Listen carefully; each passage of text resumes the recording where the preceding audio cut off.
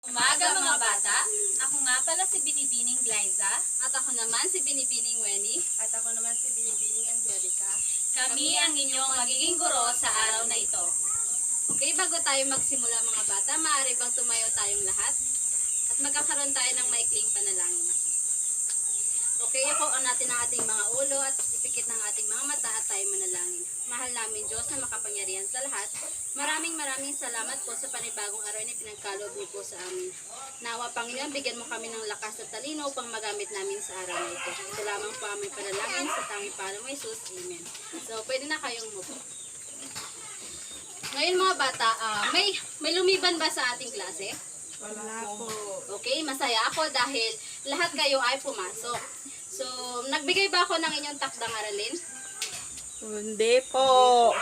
Okay, kung wala, meron tayong 10 alituntunin na kailangan nating isa buhay at isa isip. So, babasahin ko mabuti and then kayo naman ay makikinig kayo sa akin. So, naiintindihan niyo po? Opo, ma'am.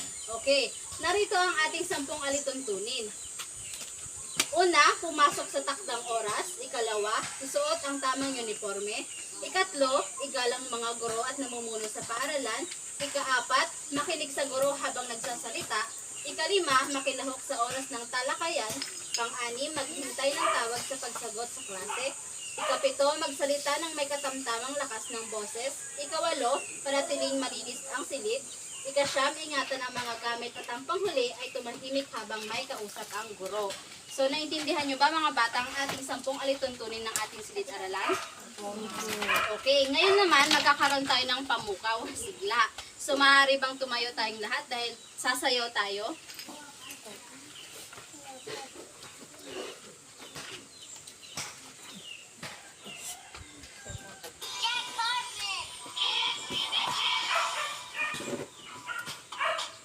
O, kailangan nating sumayaw ha.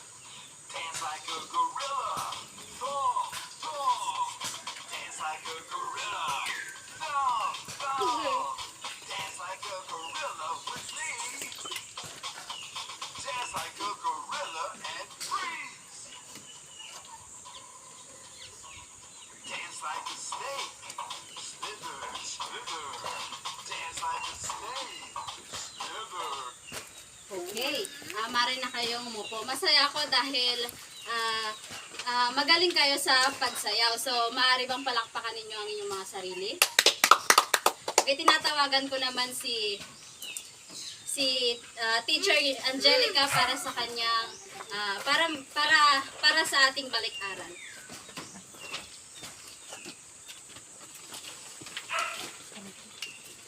Ngayon mga bata, alam niyo ba yung tinalakay natin kahapon? Patungkol saan ito?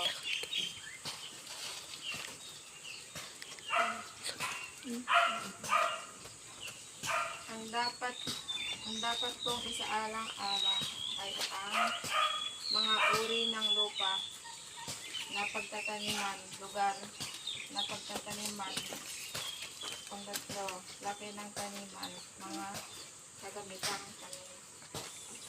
Okay, ito, mahalaga rin yung pagtatanim natin ng mga halamang ornamental.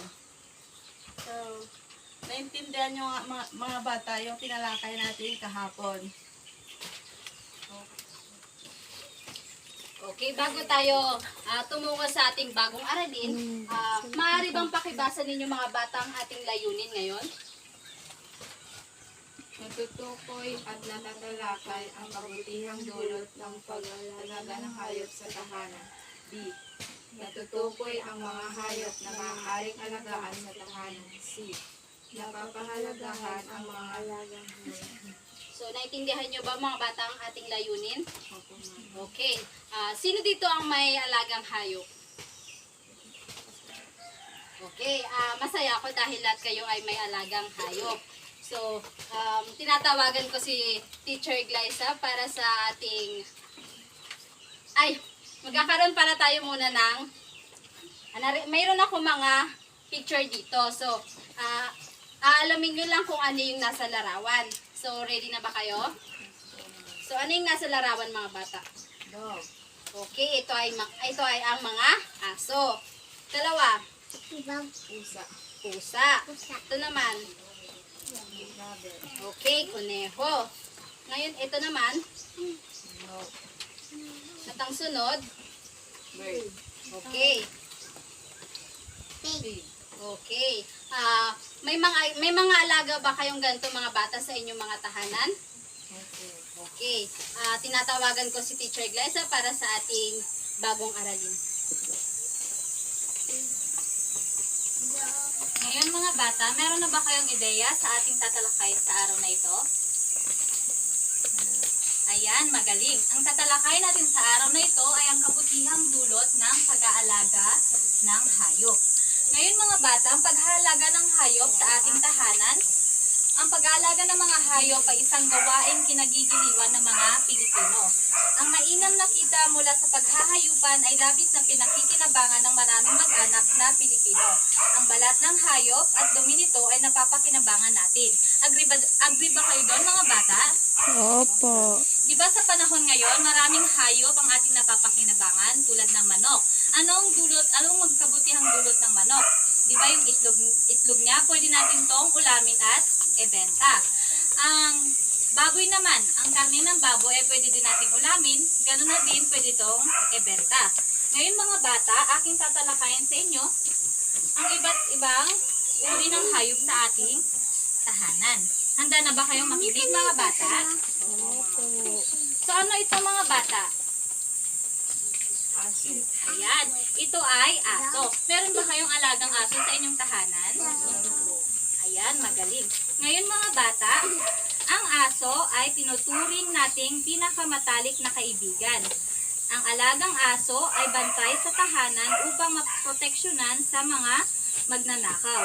Maaari rin silang umalalay sa mga bulag o matanda. At katulong din ito sa mga otoridad sa pagtugpo ng ilang klaseng krimen.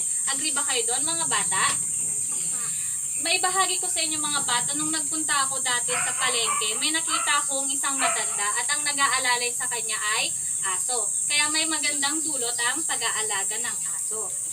Susunod ay, ano ito mga bata? Pusa. May alaga din ba kayong pusa sa inyong tahanan? Ayan, magaling. So mga bata, ang pusa ay nakakatanggal ng stress, nakapagpababa ng dugo, tagahuli ng daga at mabait na kalaro ng mga bata. Sumasang-ayon ba kayo dito mga bata? Ayan, magaling. Ang susunod naman ay ang Ano to mga bata? Ibon or bird. So, ang ibon mga bata ay madaling maturuan.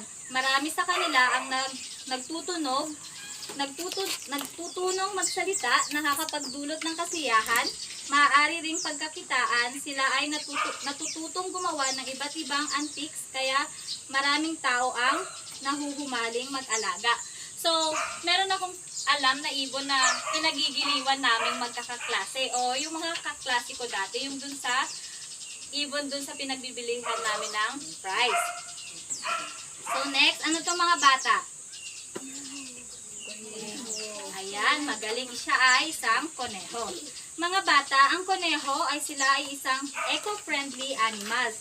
Mainam alagaan dahil mabait sila at nagbibigay ng masustansyang karne at hindi madaling dapuan ng sakit. Kumakain ng halamang dahon tulad ng letsuga, kangkong at repolyo, butil ng mais o giniling na munggo. Ang kanilang dumi ay maaaring gawing pataba sa halamang ornamental. Naintindihan ba ito mga bata?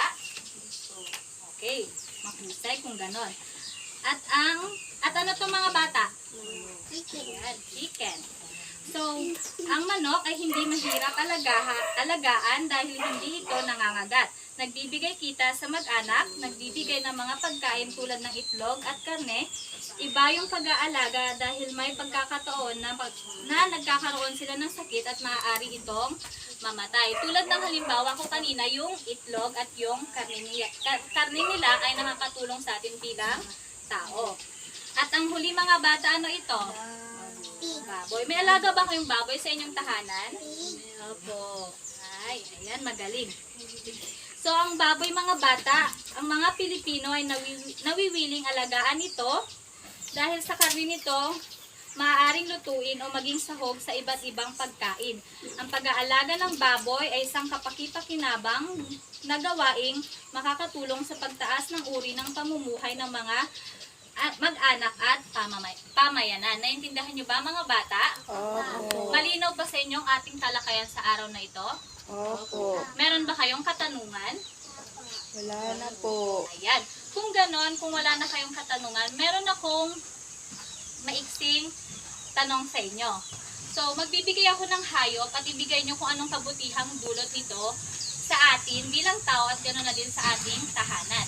So, mga bata, ano na nga ba ulit ang magandang dulot ng aso? Ayan, magaling. Ang kabutihang dulot ng pag-aalaga ng aso ay ito ay maaaring umalalay sa atin sa kalsada o kahit saan man. Pwede din silang makatulong na makasumpo ng mga magnanakaw o mga masasamang tao. Naintindihan ba mga bata? Opo. Ang baboy naman, ano ang kabutihang dulot nito sa atin?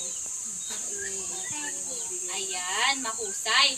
Yung kanilang karne na pwede nating ulamin o pagsahog sa iba't ibang potahe. Naintindihan ba mga bata?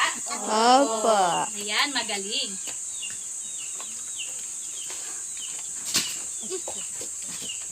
Okay, ngayon naman mga bata ay magkakaroon tayo ng pangkatang gawain. So, hatin ko kayo sa dalawang grupo. Ito ang magsisilbing unang grupo at ito naman ang magsisilbing ikalawang grupo. Para sa inyong pangkatang gawain, ang unang grupo ay magbibigay ng limang pwedeng alagang hayop sa tahanan. Sa ikalawang grupo naman ay magbigay kayo ng limang mabuting dulot nito sa ating tahanan. So, naintindihan nyo po? Opo. Okay, dito nyo po isusulat ang inyong mga sagot.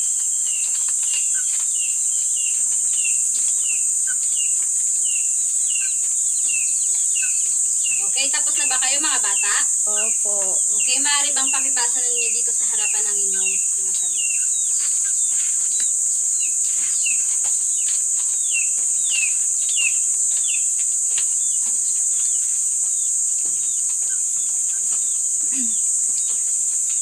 Okay mga bata, kung kayo ang papipiliin, anong gusto ninyong hayop ang alagaan?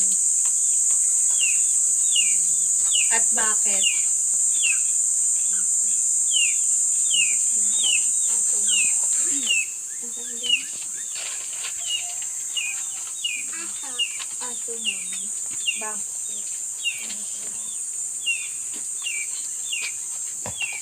Dahil kaya nila akong protektahan sa lahat ng kapahamakan.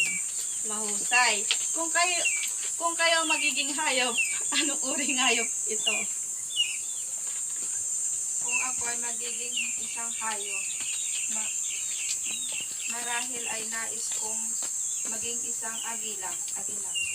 Ang pagiging isang agila ay nagbibigay daan sa akin upang makaranas ng malawak na pananaw sa mundo at makaranas ng malayang paglipad sa himpapawid. Magaling. So, mga bata, ano nga ba ulit yung mga tinalakay nating iba't ibang uri ng hayop?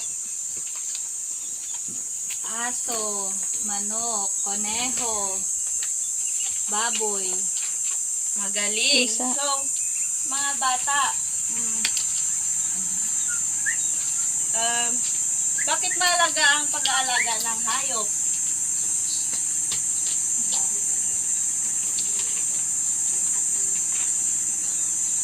Magaling. So, mahalaga ang pag-aalaga ng hayop kasi pwede natin itong pagkakitaan. So,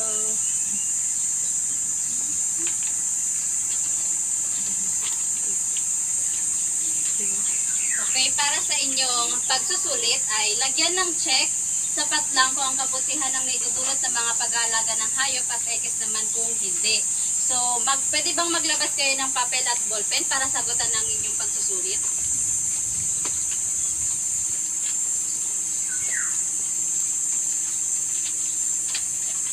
Okay, tapos na ba kayo mga bata?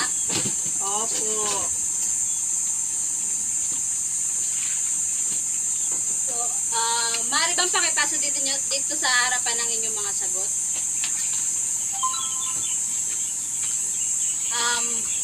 Pakisagutan yung number 1.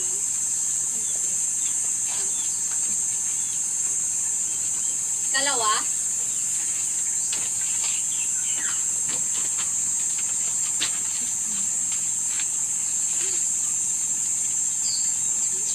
Tatlo.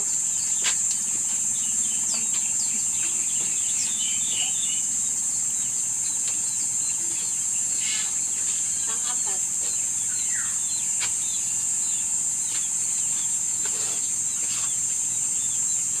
At ang panghuli,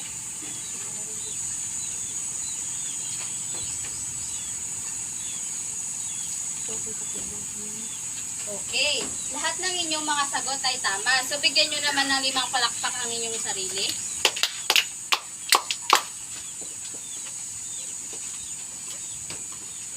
Ayan mga bata, kami ay nagagalak sapagkat inyong lubos na naunawaan ang ating talakayan sa araw na ito.